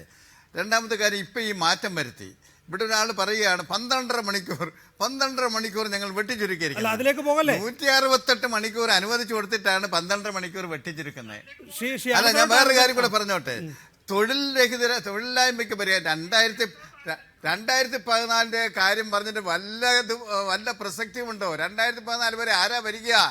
UDF ഭരിക്കുക. 2014 കാര്യം ഇവർക്ക് പറയാൻ എന്താ കാര്യം? 5 വർഷത്തെ കാര്യം പറയട്ടെ. ആ 5 വർഷ കാര്യത്തിനിടയിൽ തന്നെ ഇവർ കൊണ്ടുവന്ന നയം ഇപ്പോൾ അടിമുടി മാറ്റുകയാണ്. ഇവിടെ പറയുകയാണ് 412 ബാർ അടച്ചത് തന്നെ. 412 ബാർ തുറക്കാതെ എങ്ങനെ വൈൻ വെക്കും, എങ്ങനെ ബിയർ വെക്കും? തുറക്കാതെ വിൽക്കാൻ റോഡിൽ കൊണ്ടുവച്ച് വിൽക്കുമോ? രണ്ടാമത്, തൊഴിലാളികളെ പുനരധിവസിപ്പിക്കാനാണ് ഇത് ചെയ്തതെന്നാണ്. പുനരധിവസിപ്പിക്കുന്ന ഗവൺമെന്റ് പറഞ്ഞു ഒരാളിനെ പുനരധിവസിപ്പിച്ചോ? ആരെയും ബിയറും മുഴുവൻ വൈനും ദയവായി തുടരുക. ഈ ഹോട്ടലെല്ലാം ഇവരെല്ലാം ശ്രീ ജേക്കബ് ജോർജ്, കരുതുന്നുണ്ടോ? ഇപ്പൊ നാളെ ഇന്നിപ്പം ശ്രീ വി എം സുധീരൻ പറഞ്ഞത് പ്രതികരണം പിന്നീട് എന്നാണ്. വി എം സുധീരനോടൊപ്പം നിൽക്കുന്ന ഒരു കോൺഗ്രസ്സുകാരും ഇന്ന് ചർച്ചയിൽ പങ്കെടുക്കാൻ കൂട്ടാക്കിയിട്ടില്ല. പ്രസിഡന്റ് പറയട്ടെ എന്നാണ് പറയുന്നത്. അപ്പോൾ വി എം സുധീരൻ്റെ നേതൃത്വത്തിൽ ഈ വിഷയങ്ങൾ മുന്നോട്ട് കൊണ്ടുപോകുന്നതിന് വേണ്ടി വലിയ ആലോചനകൾ നമ്മൾ ഈ ചർച്ച ചെയ്യുന്ന രാത്രിയിലും നടക്കുന്നു എന്ന് വേണം മനസ്സിലാക്കാൻ. നാളെ കേരളത്തിൽ എന്തെങ്കിലും രാഷ്ട്രീയ വ്യതിയാനം ഉണ്ടാകും എന്ന് കരുതാമോ? പാർലമെന്ററി പാർട്ടി നേതാവിനെ നേരിട്ട് വാർത്താ സമ്മേളനം നടത്തി KPCC പ്രസിഡന്റ് വെല്ലുവിളിക്കുമോ? അല്ല, എന്തൊക്കെയാണെങ്കിലും എന്ത് സുധീരൻ ഇനി എന്താണ് പറയാനിരിക്കുന്നത്? കേരളം മാത്രമല്ല, മദ്യ നിരോധന പ്രവർത്തകർ, TN പ്രതാപൻ, അദ്ദേഹത്തോടൊപ്പമുള്ള കുറേ നേതാക്കന്മാരുണ്ട്. അവരെല്ലാം നോക്കിക്കൊണ്ടിരിക്കുന്നത് സുധീരൻ എന്ത് പറയും. ഇതിൽ ഏറ്റവും പ്രധാനം മുസ്ലിം ലീഗിന്റെ നിലപാടാണ്. മുസ്ലിം ലീഗിന്റെ തന്ത്രപരമായ നിലപാടാണ് എടുത്തത്. മുഖ്യമന്ത്രിയെ പിന്തുണച്ചു. അതേസമയം ഭംഗിയായിട്ട് അവർ വിയോജന കുറിപ്പ് പറഞ്ഞില്ല, വിയോജനം രേഖപ്പെടുത്തുന്ന മുഖ്യമന്ത്രിയെ കൊണ്ട് പറയിച്ചു. നാളെ മുസ്ലിം ലീഗ് എന്ത് ചെയ്യും? മുസ്ലിം ലീഗ് നേതാക്കന്മാർക്ക് ഇന്ന് ഉറങ്ങാൻ പറ്റിയല്ല. സുധീരൻ എന്തെങ്കിലും പറഞ്ഞാൽ മുസ്ലിം ലീഗ് എന്ത് ചെയ്യും? മുസ്ലിം ലീഗ് അങ്ങനെ കൂടി പറഞ്ഞാൽ ഗവൺമെന്റിന് ഇന്ന് സംഭവിക്കും തീർച്ചയായിട്ടും. പിന്നെ ഞാൻ നികേഷെ, ആന്റണി അച്ഛൻ പറഞ്ഞൊരു കാര്യം, മുഖ്യമന്ത്രി ദുർബലരാണെന്ന്. എനിക്കതിനോട് യാതൊരു യോജിപ്പുമില്ല. കേരളം ഇന്ന് കാണുന്ന മുഖ്യമന്ത്രി ഉമ്മൻചാണ്ടി അസാധാരണമായി ധൈര്യം പ്രകടിപ്പിച്ചിരിക്കുന്നു. രാഷ്ട്രീയമായിട്ട് അദ്ദേഹത്തിന്റെ നിലപാടുകൾ തെറ്റാണെന്ന് മനസ്സിലാക്കി അത് തിരുത്താൻ ശ്രമിച്ചിരിക്കുന്നു. ആ നയം തിരുത്താൻ നടത്തിയ തീരുമാനം തീർച്ചയായിട്ടും അദ്ദേഹത്തിന്റെ ബലത്തെയും ശക്തിയെയുമാണ് കാണിക്കുന്നത്. കാരണം അദ്ദേഹം യുദ്ധം ചെയ്യുന്നത് VM സുധീരനോടാണ്. മദ്യമെന്ന വിഷയത്തെ രാഷ്ട്രീയമാക്കി ഉമ്മൻചാണ്ടി അട്ടിമറിയാക്കിയാൻ നോക്കിയ VM സുധീരനോട്, അദ്ദേഹം കൂട്ടുപിടിച്ച സഭാ നേതൃത്വത്തോട്, അദ്ദേഹം കൂട്ടുപിടിച്ച മറ്റ് രാഷ്ട്രീയ ശക്തികളോട്, അവരെ എല്ലാവരെയും നിഷ്പ്രഭരാക്കാനാണ് ഉമ്മൻചാണ്ടി ഇന്ന് ശ്രമിച്ചത്. അദ്ദേഹത്തിന് ദൗർബല്യമല്ല, അദ്ദേഹത്തിന്റെ കരുത്താണ് കാണിക്കുന്നതെന്ന് ഈ സമയത്ത് പറയാൻ എനിക്ക് കഴിയുന്നുണ്ട്. ഫാദർ ആന്റണി, താങ്കൾ യോജിക്കുന്നുണ്ടോ അതിനോട്? ഒരുപക്ഷെ രാഷ്ട്രീയപരമായി അദ്ദേഹം ശക്തി നേടിയിട്ടുണ്ടാവാം. പക്ഷേ കേരളത്തിലെ ജനങ്ങളുടെ മനസ്സിൽ മദ്യ നിരോധനത്തിൽ നിന്നും പിന്നോട്ട് പോകുന്ന ഒരു വ്യക്തി എന്ന നിലയിൽ, ഒരു ഭരണാധികാരി എന്ന നിലയിൽ ജനങ്ങളുടെ മനസ്സിലാക്കി നയവും നടപടികളും സ്വീകരിക്കേണ്ട മുഖ്യമന്ത്രി എന്ന നിലയിൽ അദ്ദേഹം ദുർബലൻ തന്നെയായിരിക്കും. രാഷ്ട്രീയപരമായി അദ്ദേഹം എതിരാളികളുടെ മുൻപിൽ ശക്തനായിരിക്കാം, അർജുനനായിരിക്കാം, ആരെങ്കിലും ആയിരിക്കാം. പക്ഷേ ഒരു ഭരണാധികാരി എന്ന നിലയിൽ അദ്ദേഹം പരാജയമാണെന്ന കാര്യത്തിൽ യാതൊരു സംശയവുമില്ല. അല്ല എങ്കിൽ അതിന്റെ കാര്യകാരണ സഹിതം ഈ ജനത്തെ ബോധ്യപ്പെടുത്തുവാൻ അദ്ദേഹത്തിന് മനസ്സുണ്ടോ എന്ന് ചോദിക്കാനും അദ്ദേഹത്തോട് ഞാൻ തയ്യാറാവുകയാണ്. ബിഷപ്പ് ഇഞ്ചനാനിയോസ് കഴിഞ്ഞ ദിവസം പറഞ്ഞത്, അല്ലെങ്കിൽ മദ്യ നയത്തിൽ നിന്നുള്ള പിന്മാറ്റം കണ്ടപ്പോൾ അദ്ദേഹം ഒരു പൊതുസമ്മേളനത്തിൽ തന്നെ പ്രഖ്യാപിച്ചത്, ഈ നയംമാറ്റം കാണുമ്പോൾ ഇതിൽ കോഴ വാങ്ങി എന്ന് ഞങ്ങൾ മനസ്സിലാക്കുകയാണെന്നാണ്. തുടർന്ന് അദ്ദേഹം തിരുത്തിയത് ഇങ്ങനെയാണ്: മദ്യനയം തിരുത്തിയില്ലല്ലോ, അപ്പോൾ തിരുത്തിയാൽ മാത്രമാണ് ഞാൻ പറഞ്ഞ കാര്യം ശരിയാവുക എന്ന്. ഇപ്പോൾ മദ്യനയത്തിൽ തിരുത്തൽ വരുത്തിയിരിക്കുന്നു. അതുകൊണ്ടാണ് CPM പറയുന്നത് ഈ മദ്യനയം രൂപീകരിച്ചത് തന്നെ കോഴ വാങ്ങാനുള്ള പൊറാട്ട് നാടകമായിരുന്നു എന്ന്. ഇപ്പോൾ ഇഞ്ചനാനിയോസ് അടക്കമുള്ള എല്ലാ വൈദികരും അങ്ങനെയാണോ ചിന്തിക്കുന്നത്? ഈ മദ്യനയം രൂപീകരിച്ചത് തന്നെ കോഴ വാങ്ങാനാണോ എന്നുള്ളതൊന്നും സഭ അങ്ങനെ ഒരിക്കലും പറഞ്ഞിട്ടില്ല, അങ്ങനെ ചിന്തിച്ചിട്ടുമില്ല. പക്ഷേ മദ്യനയത്തിൽ മാറ്റം വരുന്നെങ്കിൽ അത് തീർച്ചയായിട്ടും അത് ആർക്കു വേണ്ടിയാണ് എന്നൊരു ചോദ്യമാണ് ഇവിടുത്തെ ഏറ്റവും പ്രസക്തമായത്. UDF കൊണ്ടുവന്ന ഈ പ്രായോഗിക നിലപാടുകളുണ്ട്. ഈ കേരളത്തിലെ സാധാരണക്കാർക്ക് എന്തെങ്കിലും മെച്ചമുണ്ടോ? മദ്യപിച്ച് നശിച്ച് നാറാണക്കലെടുത്തുകൊണ്ടിരിക്കുന്ന ഈ സമൂഹത്തിന് മദ്യാസക്തിക്ക് 1% കുറവ് വരുമോ? ഇല്ല. മറിച്ച് ഇതിന് നേട്ടമാർക്കാണ്. അടച്ചുപൂട്ടപ്പെട്ടു എന്ന് കരുതി 418 ബാറുകൾ പ്ലസ് കൂടുതൽ ബാറുകൾ അനുവദിക്കാൻ പ്രൊവിഷൻ ഇട്ടിരിക്കുന്നു. മാത്രമല്ല, പുതിയ ലൈസൻസിന് അപേക്ഷിക്കുക പോലും വേണ്ട, പഴയ ലൈസൻസ് തുടർച്ചയായിട്ട് കൊടുക്കാനുള്ള നടപടിക്രമങ്ങളെല്ലാം തെറ്റിച്ചുള്ള ഒരു ക്ലോസ് ഇന്നത്തെ പ്രസ് റിലീസിൽ ചേർത്തിരിക്കുന്നു. അപ്പൊ ഇതൊക്കെ ആർക്ക് വേണ്ടിയാണ്? അവിടെയാണ് മദ്യലോബിക്ക് മെച്ചമുണ്ടാകുന്ന രീതിയിൽ തീരുമാനമെടുക്കുന്നു, ജനങ്ങൾക്ക് നന്മയുണ്ടാകുന്ന തീരുമാനമെടുക്കുന്നില്ല. അപ്പോൾ അവിടെ സംശയങ്ങൾ നിലനിൽക്കുന്നു, സംശയങ്ങൾ സത്യമെന്ന് വരുന്നു. അതിലപ്പുറത്തേക്ക് എന്താ വ്യക്തമായി സംശയം നിലനിൽക്കുകയാണ്. ശ്രീ PK ഫിറോസ്, ഇന്നത്തെ സാഹചര്യത്തിൽ കൂടുതൽ മദ്യം ലഭിക്കുന്ന സ്ഥാപനങ്ങൾ ഉണ്ടാവുകയാണ്. കേരളത്തിൽ എല്ലായിടത്തും തന്നെയും എവിടെ നിന്നൊക്കെയോ മദ്യം കിട്ടിയിട്ടുണ്ടോ അവിടെ നിന്നൊക്കെ മദ്യം കിട്ടുന്നൊരു സ്ഥിതിവിശേഷം. ക്യാബിനറ്റ് ഇക്കാര്യത്തിൽ തീരുമാനമെടുത്തു. അതിനോട് എതിർപ്പ് മുസ്ലിം ലീഗ് രേഖപ്പെടുത്തിയെന്ന് പറയുന്നു. ഒരു പാർട്ടി എന്നുള്ള നിലയിൽ അല്ലെങ്കിൽ യൂത്ത് ലീഗ് എന്തായിരിക്കും ഈ സമീപനത്തോട് സർക്കാരിന് നൽകുന്ന പ്രതികരണം? അല്ല, ലീഗ് പിന്നെ എന്താ ചെയ്യേണ്ടത്? ലീഗിന്റെ ശക്തമായ അഭിപ്രായ വ്യത്യാസം രേഖപ്പെടുത്തി. ഇവിടെ ലീഗിന്റെ നിലപാട് നേരത്തെ പറഞ്ഞില്ലേ, മദ്യനിരോധനമാണെന്ന്. ഇടതുപക്ഷത്തിന്റെ നിലപാട് മദ്യനിരോധനമല്ല. UDF നിലപാട് ഞങ്ങളുടെ നിലപാടിനോട് അടുത്ത് നിൽക്കുന്നതാണ്. പിന്നെ ഞങ്ങൾ എവിടെയാണ് നിൽക്കേണ്ടത്? UDF-നകത്തല്ലേ നിൽക്കേണ്ടത്? ഇപ്പൊ ഇവര് പണം വാങ്ങുന്നതിനെ കുറിച്ചൊക്കെ പറഞ്ഞില്ലേ, മണിച്ചന്റെ കയ്യിൽ നിന്നും സത്യനേശനും കടകംപള്ളി സുരേന്ദ്രനും പണം വാങ്ങി എന്ന് ഡയറിയിൽ എഴുതി വെച്ചപ്പോൾ CPM എന്താ ചെയ്തത്? സത്യനേശനെ പുറത്താക്കി, കടകംപള്ളി സുരേന്ദ്രനെ പുറത്താക്കില്ല. എന്താ കാരണം പറഞ്ഞത്? സുരേന്ദ്രൻ പാർട്ടിക്ക് വേണ്ടിയാണ് പണം വാങ്ങിയത്, സത്യനേശൻ വ്യക്തിപരമായ ആവശ്യത്തിനാണ് പണം വാങ്ങിയത്. അതുകൊണ്ട് സത്യനേശനെ പുറത്താക്കി, സുരേന്ദ്രനെ പുറത്താക്കിയില്ല. ഈ മുന്നണിയിലാണോ ഞങ്ങൾ നിൽക്കേണ്ടത്? അപ്പൊ ലീഗിനെ സംബന്ധിച്ചിടത്തോളം ഞങ്ങളുടെ നിലപാട് പൂർണ്ണമായ മദ്യനിരോധനമാണെങ്കിലും ആ നിലപാടിനോട് അടുത്ത് നിൽക്കുന്ന ഒരു പാർട്ടി മുന്നണി എന്ന് പറയുന്നത് UDF ആണ്. അതിന് കൂടെ ഞങ്ങൾ നിൽക്കുന്നു. പിന്നെ നിങ്ങൾ നേരത്തെ പറഞ്ഞതുപോലെ ഇത് വിശ്വാസപരമായ പ്രശ്നമല്ല നികേഷ്. കാരണം ഞങ്ങൾക്ക് പന്നിയിറച്ചി കഴിക്കാൻ പാടില്ല, ഞങ്ങൾ ഹറാമാണ് എന്ന് കരുതി പന്നിയിറച്ചി നിരോധിക്കണമെന്ന് ഞങ്ങൾ പറഞ്ഞിട്ടില്ല. മദ്യം എന്ന് പറയുന്നത് ഞങ്ങൾക്ക് ഹറാമായതുകൊണ്ടോ കഴിക്കാൻ പാടില്ലാത്തത് കൊണ്ടോ വിശ്വാസപരമായി പാടില്ലാത്തത് കൊണ്ടോ അല്ല, മറിച്ച് അതൊരു സാമൂഹ്യ തിന്മയാണ്. ആ സാമൂഹ്യ തിന്മ സമൂഹത്തിൽ നിന്നും നിർമ്മാർജ്ജനം ചെയ്യണമെന്ന് സമൂഹത്തിൽ നിലനിൽക്കുന്ന ഒരു പാർട്ടി എന്ന നിലയിൽ ഞങ്ങൾ ഉറച്ചു പറയുന്നു. ആ നിലപാടിനോട് പൂർണ്ണമായി യോജിക്കാൻ കോൺഗ്രസിനോ കേരള കോൺഗ്രസിനോ മറ്റേതെങ്കിലും UDF-നകത്ത കക്ഷികൾക്കോ കഴിയുന്നില്ല. പക്ഷേ അല്പമെങ്കിലും ഞങ്ങളുടെ നിലപാടിന്റെ കൂടെ നിൽക്കുന്നത് ഈ രണ്ട് മുന്നണിയുമായി താരതമ്യം ചെയ്യുമ്പോൾ UDF ആണ്. അതുകൊണ്ട് ഞങ്ങൾ UDF-നകത്ത് നിൽക്കുന്നു. പക്ഷേ ഞങ്ങളുടെ പൂർണ്ണമായ വിയോജിപ്പ് പാർട്ടി ജനറൽ സെക്രട്ടറി പറഞ്ഞു, നിയമസഭാ പാർട്ടി ലീഡർ കുഞ്ഞാലിക്കുട്ടി സാഹിബ് മന്ത്രിസഭയിൽ പറഞ്ഞു, മന്ത്രിമാരൊക്കെ വിയോജിപ്പ് പറഞ്ഞു. അങ്ങനെ വിയോജിപ്പ് പറഞ്ഞു എന്നുള്ളത് കേരളത്തിലെ പൊതുസമൂഹത്തിന് മുമ്പിൽ മുഖ്യമന്ത്രിയും പ്രഖ്യാപിച്ചു കഴിഞ്ഞു. പിന്നെ ഞങ്ങൾ എന്ത് ചെയ്യണം? ഷിബു ബേബി ജോൺ, ഈ മദ്യനയത്തിൻ്റെ അപാകതകൾ ആദ്യം ചൂണ്ടിക്കാണിച്ചത് താങ്കൾ തന്നെയാണ്. അതിലേക്ക് തന്നെയാണ് മുഖ്യമന്ത്രി ശ്രീ ഉമ്മൻചാണ്ടി എത്തിപ്പെട്ടിട്ടുള്ളതും. നിലവിൽ ഈ 730 ബാറുകളിൽ 312 കോടതി ഇപ്പോൾ ബാറായി തന്നെ പ്രവർത്തിക്കാൻ അനുവദിച്ചു കൊടുത്തിരിക്കുകയാണ്. അത് ഗവൺമെൻറ് അംഗീകരിക്കുന്നില്ല എന്ന വളരെ ദുർബലമായ ഒരു നിലപാട് ആണ്. എങ്കിൽ പോലും അന്തിമ വിധി വരുമ്പോൾ കോടതിക്ക് വഴങ്ങേണ്ടി വരും സർക്കാരിന്. ബാക്കിയുള്ള 418-ൻ്റെ കാര്യത്തിൽ ഈ 418 ബാറുകളിൽ 3 സ്റ്റാർ ഫെസിലിറ്റി ഉള്ളതുണ്ട്, 4 സ്റ്റാർ ഫെസിലിറ്റി ഉള്ളത് പോലുമുണ്ട്. ഇനി അത് സാധിക്കാത്തത് വേണമെങ്കിൽ 3 സ്റ്റാർ 4 സ്റ്റാർ ഫെസിലിറ്റിയിലേക്ക് വരാൻ കഴിയുകയും 4 സ്റ്റാറിൽ എത്തുകയാണെങ്കിൽ ആ ബാറുകൾക്ക് ലൈസൻസ് കൊടുത്തുകൊള്ളണമെന്ന് കോടതി നിർദ്ദേശിക്കുകയും ഒക്കെ ചെയ്തിട്ടുണ്ട്. അപ്പോൾ സ്വാഭാവികമായും 4 സ്റ്റാറും 5 സ്റ്റാറും ബാക്കിയുള്ളതിൽ ബിയർ വൈൻ പാർലറുകളും ക്ലബ്ബുകളിൽ അല്ലെങ്കിൽ കോൺഫറൻസുകൾക്കുള്ള 1-2 ദിവസത്തേക്കുള്ള താൽക്കാലിക ബയർ ലൈസൻസ് എന്നുള്ളതാണോ പുതിയ കാഴ്ചപ്പാടായി UDF-ൽ ഉരുത്തിരിഞ്ഞു വരുന്നത്? നികേഷ്, ഞാൻ പറയാം. എനിക്ക് 1-2 കാര്യം വൈദികൻ പറഞ്ഞതിനോട് എനിക്ക് മറുപടി പറയാനുണ്ട്. അതിന്റെ മുമ്പ് നികേഷ് ചോദിച്ചതിന് മറുപടി പറയാം. ഇപ്പോൾ സിംഗിൾ ബെഞ്ചിന്റെ വിധി എന്ന് പറയുന്നത് നമ്മുടെ മദ്യനയത്തെ അംഗീകരിച്ചുകൊണ്ട് ആകെ വരുത്തിയ തിരുത്ത് 4 സ്റ്റാറിനൂടെ ഇത് വേണം എന്നുള്ളതാണ്. അത് ബഹുമാനപ്പെട്ട ഡിവിഷൻ ബെഞ്ച് അത് സ്റ്റേ ചെയ്തു. എന്നിട്ട് ഡിവിഷൻ ബെഞ്ചിന്റെ പരാമർശങ്ങൾ തന്നെ സിംഗിൾ ബെഞ്ച് പറഞ്ഞ 4 സ്റ്റാറിന് കൊടുക്കണമെന്ന് പറയുന്നതിൽ ചില വിവേചനമുണ്ട് എന്നുള്ള നിലയിലേക്കാണ് പറഞ്ഞത്. ആ വിധി സ്റ്റേ ചെയ്തെങ്കിലും ആ ആസ്പെക്റ്റിലാണ് അത് പറ്റത്തില്ല എന്ന് പറഞ്ഞത്. ഡിവിഷൻ ബെഞ്ച് പരിശോധിച്ചുകൊണ്ടിരിക്കുകയാണ്, അത് വരട്ടെ. പക്ഷെ ഞാൻ പറയട്ടെ, ഇന്ന് ഒരു വൈദികൻ ഇന്നല്ല കുറച്ചു കാലമായിട്ട് ഇതുപോലെ TV-യിൽ വന്നുകൊണ്ട് കേരളത്തിന്റെ മുഖ്യമന്ത്രിയെ അധിക്ഷേപിക്കുന്നതിൽ എന്തോ ഒരു പ്രത്യേക ആത്മസംതൃപ്തി അദ്ദേഹത്തിന് ലഭിക്കുന്നുണ്ട്. ഈ ഓഗസ്റ്റ് 21-ന് മുമ്പ് തുടങ്ങിയ അധിക്ഷേപമാണ്. അതുകൊണ്ട് ഞാൻ പറഞ്ഞത്, നമുക്കെല്ലാവർക്കും എല്ലാ സംവിധാനങ്ങളോട് ബഹുമാനമുണ്ട്. ഇപ്പൊ മുസ്ലിം ലീഗിന്റെ നിലപാടിനെ എല്ലാവരും സംശയിക്കുന്നു.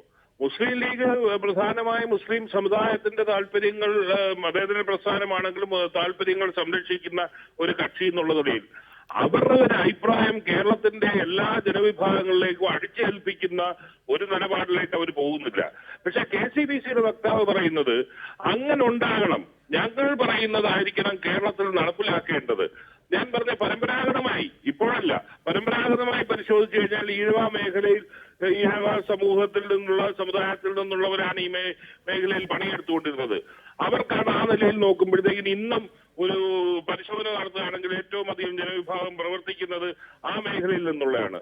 അവരുടെ തൊഴിൽ നഷ്ടം മാത്രമല്ല, അങ്ങനെയുള്ള എല്ലാ കാര്യങ്ങളിലും അതൊന്നും പരിഗണിക്കാതെ ഞങ്ങൾ പറയുന്നത് നടപ്പിലാക്കണം എന്നുള്ള നിലയിലേക്ക് കേരളത്തിലേക്ക് ഒരു സാമുദായിക ധ്രുവീകരണം ഉണ്ടാക്കിയെടുക്കുന്നത് ഗുണകരമല്ല എന്നുള്ളത് എല്ലാവരും മനസ്സിലാക്കണം.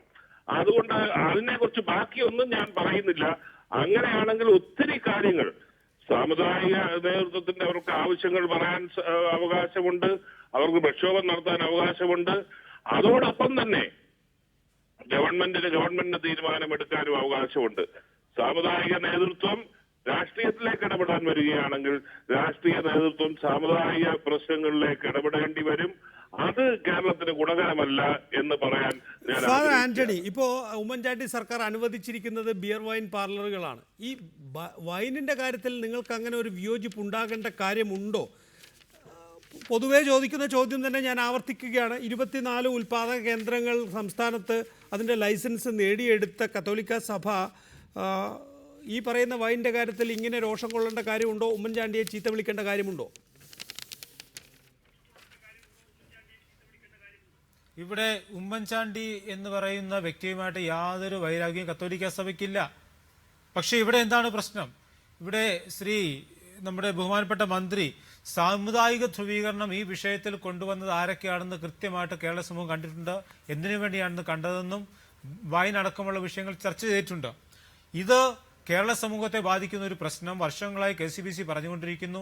ഇന്ന് KCBC മാത്രമല്ലല്ലോ, ശിവഗിരി, അരുവിപ്പുറം തുടങ്ങിയ മഠങ്ങളിലെ സന്യാസിമാരിവിടെ ഉണ്ടല്ലോ, മുസ്ലിം സംഘടനകളുണ്ടല്ലോ, ശ്രീ രവിശങ്കരനെ പോലുള്ള ആത്മീയ ആചരണ പ്രസ്ഥാനങ്ങളുണ്ടല്ലോ. അപ്പൊ KCBC മാത്രമല്ല കേരളത്തിൽ മദ്യത്തിനെതിരെ പ്രവർത്തിക്കുന്നതെന്ന് ബഹുമാനപ്പെട്ട മന്ത്രി ഒന്ന് കണ്ണു തുറന്ന് കാണണം. നിങ്ങളാണ് ഏറ്റവും ദുർബലനായ മുഖ്യമന്ത്രിയായ ഉമ്മൻചാണ്ടിയെ വിശേഷിപ്പിക്കുന്നത്. അവരൊന്നും രാഷ്ട്രീയം കളിക്കുന്നില്ല. അതാണ് ഷിബു ബേബി ജോൺ പറയുന്നത്. ഇത് രാഷ്ട്രീയമല്ലല്ലോ. അദ്ദേഹം ദുർബലമായ തീരുമാനമെടുത്തു. അവിടെ ഞാൻ നേരത്തെ കൃത്യമായി പറഞ്ഞല്ലോ അദ്ദേഹത്തിന്റെ ചോദ്യത്തിനു വേണ്ടി ആർക്കു വേണ്ടിയാണ് ഈ തീരുമാനമെടുത്തത്. പിന്നെ വൈനിനെ കുറിച്ച് ചോദിച്ചു. കേരളത്തിലെ മദ്യാസക്തിയും ആരാധന ആവശ്യങ്ങൾക്ക് പള്ളിയിൽ ഉപയോഗിക്കുന്ന 10-20 മില്ലി വീഞ്ഞും തമ്മിൽ ചേർത്ത് വായിക്കുന്നതിന്റെ പ്രസക്തി എന്താണ്? ഇവിടെ പള്ളിയിലെ വിശുദ്ധ കുർബാനയിൽ മുക്കി കൊടുക്കുന്ന ഒരു തുള്ളി വീഞ്ഞ് അല്ലെങ്കിൽ ഈശോ ക്രിസ്തുവിന്റെ തിരുരക്തം ഭക്ഷിച്ചുകൊണ്ട് സ്വീകരിച്ചുകൊണ്ട് എത്ര കുടുംബങ്ങളാണ് നശിക്കുന്നത്? ഒന്ന് കണക്കെടുക്കുക. എത്ര വാഹനാപകടങ്ങൾ ഉണ്ടാകുന്നു? ഈ ആരാധനയ്ക്ക് ഉപയോഗിക്കുന്ന വീഞ്ഞും അതല്ലാതെ ബാറുകളിൽ കിട്ടുന്ന വീഞ്ഞും തമ്മിൽ വ്യത്യാസമുണ്ടോ ഫാദർ? ഇനി അഥവാ ഇതൊരു പ്രതീകമാണ് എങ്കിൽ അത് വലിയ തോതിലുള്ള അപകടം വരുത്തുമെങ്കിൽ ഉണ്ടായിരിക്കാം. എങ്കിൽ പോലും ഈ പറയുന്ന വീഞ്ഞ് ഒരു പ്രതീകമായി നിങ്ങൾ ഉപയോഗിക്കുന്നു എന്നാണല്ലോ പറയുന്നത്. 1-2 തുള്ളി എന്നാണല്ലോ പറയുന്നത്. ഈ 1-2 തുള്ളി നിങ്ങളുടെ ആചാരങ്ങൾക്ക് ഉപയോഗിക്കാൻ വേണ്ടി 24 ഉൽപാദന കേന്ദ്രങ്ങൾ എന്തിനാണ്? അത് 1-2 സ്ഥലങ്ങളിൽ മാത്രം ചെയ്താൽ പോരെ? അല്ലെങ്കിൽ വീടുകളിൽ ഉണ്ടാക്കിയാൽ പോരെ? മുന്തിരിങ്ങ എത്രയോ ദിവസം വെച്ചാൽ വീഞ്ഞാകും പോലും. നികേഷ്, ഇത് കൃത്യമായി സഭയുടെ നിർദ്ദേശമനുസരിച്ച് പ്രത്യേകമായ സ്ഥലങ്ങൾ ഉണ്ടാക്കേണ്ട കാര്യങ്ങളാണ്. വീടുകളുണ്ടാക്കി യഥേഷ്ടം കുടിക്കുന്ന വീഞ്ഞു പോലെയല്ല ഇത്. ആരാധന ആവശ്യങ്ങൾക്ക് മാത്രം ഉൽപ്പാദിപ്പിക്കുന്ന കാര്യങ്ങളാണ്. 31 രൂപതകളിലുള്ള ഏതാണ്ട് 60-65 ലക്ഷം വിശ്വാസികൾക്ക് വേണ്ടിയാണ് ഇത് ഉപയോഗിക്കുന്നത്. അല്ലാതെ ഇത് കുടിച്ച് കൂത്താടി നാട് നശിപ്പിക്കാൻ വേണ്ടിയല്ല. അപ്പൊ അതുകൊണ്ട് ഉള്ള കാര്യം സംസാരിക്കുമ്പോൾ മറ്റൊന്നിലേക്ക്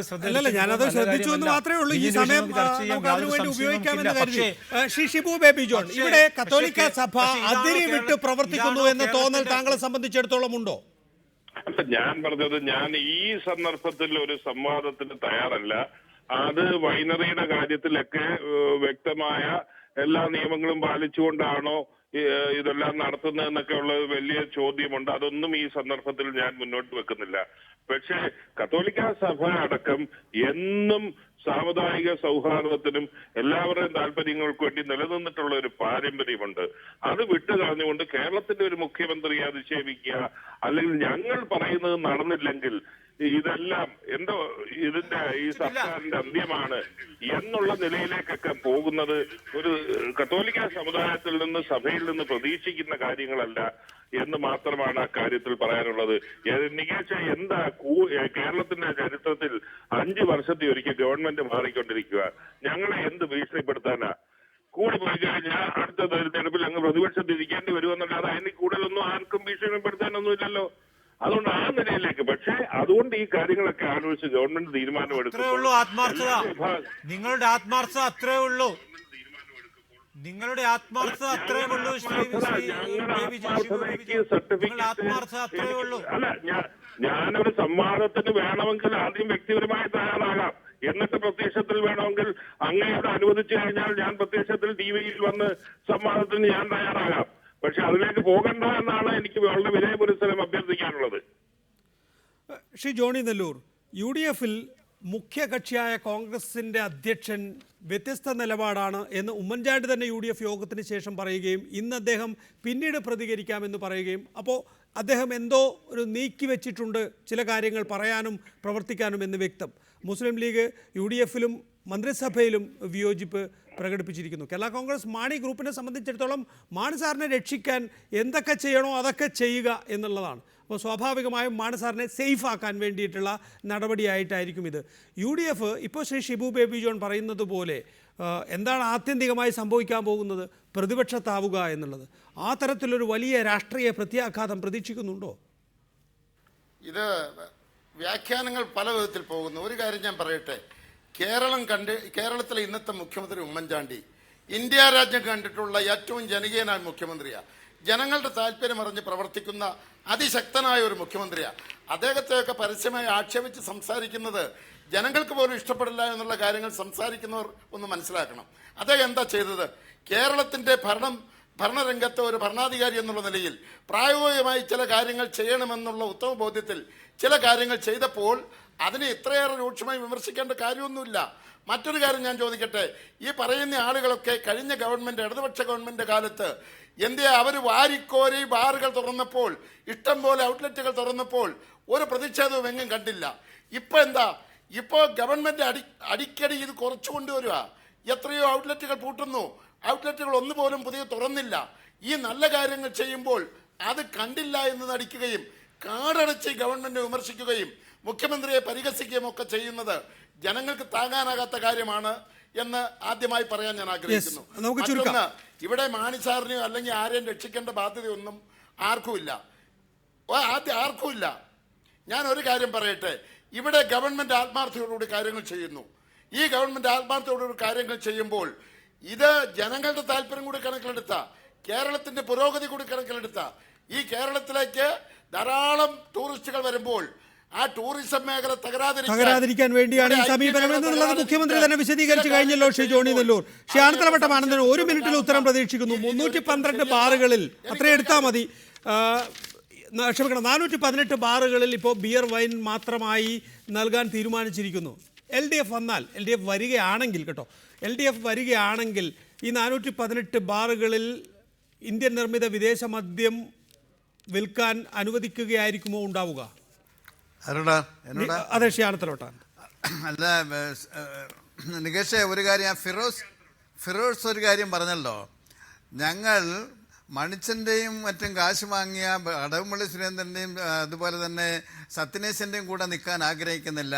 1 കോടി രൂപ കോഴ വാങ്ങിയെന്ന് പറഞ്ഞ് ക്രിമിനൽ കേസിൽ ഒന്നാം പ്രതിയായിരിക്കുന്ന ശ്രീ മാണിയുടെ കൂടെയും അതുപോലെ തന്നെ ബാക്കി 20 കോടിയോളം രൂപ പിരിച്ചതിൽ 1 കോടി കേസിന് ഇളവാക്കി 18 കോടി രൂപ വാങ്ങിയ UDF-ലെ മന്ത്രിമാരായിരിക്കുന്ന ലീഗിന്റെ ഉൾപ്പെടെ പേരുകൾ വന്നിട്ടുണ്ട്.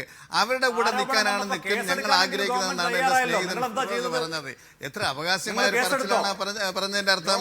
ഇവിടെ UDF-ലെ മന്ത്രി ശ്രീ ഗണേഷ് കുമാർ ഇപ്പൊ എന്താ പറഞ്ഞത്? 21 മന്ത്രിമാരുള്ളത് മുഴുവൻ അവരുടെ കൂടെ നിൽക്കുന്നവരുടെയും അവരുടെയും താല്പര്യത്തിന് വേണ്ടിയിട്ടുള്ള മന്ത്രിമാരാണ്, ജനങ്ങളുടെ താല്പര്യത്തിന് വേണ്ടിയിട്ടുള്ള മന്ത്രിമാരല്ല എന്നാണ് ഗണേഷ് കുമാർ എന്ന് പരസ്യമായി പത്രസമ്മേളനം നടത്തി പറഞ്ഞിരിക്കുന്നത്. ഈ മന്ത്രിസഭയിൽ ഉണ്ടായിരുന്ന ഒരു മന്ത്രിയാണ് ശ്രീ ഗണേഷ് കുമാർ. അങ്ങനെയുള്ള അഴിമതിയുടെ ചളിക്കുണ്ടിൽ വീണിരിക്കുന്ന 21 കാട്ട് കള്ളന്മാരുടെ കൂടെ നിൽക്കാനാണ് ആഗ്രഹിക്കുന്നതെന്ന് എൻ്റെ സ്നേഹിതൻ യൂത്ത് ലീഗിന്റെ നേതാവായ ശ്രീ ഫിറോസ് പറഞ്ഞത് അതെന്തായാലും ഒരു അത്ഭുതകരമായ കാര്യം തന്നെയാണ്. കൊള്ളാം, അദ്ദേഹത്തിന് യോഗ്യമാണോ ഇല്ലേ എന്ന് അദ്ദേഹം ഒരു പുനഃപരിശോധന നടത്തണം എന്ന് മാത്രമാണ് എനിക്കത്. വളരെ നന്ദി ശ്രീ ആനത്തലവട്ടം ആനന്ദൻ, ശ്രീ ജോസഫ് വാഴക്കൻ, ശ്രീ PK ഫിറോസ്, ശ്രീ ജോണി നെല്ലൂർ, ശ്രീ ജേക്കബ് ജോർജ്, ഫാദർ ആന്റണി, ഒപ്പം തന്നെ ഈ വിഷയത്തിൽ സംസാരിച്ച ശ്രീ ഷിബു ബേബി ജോൺ.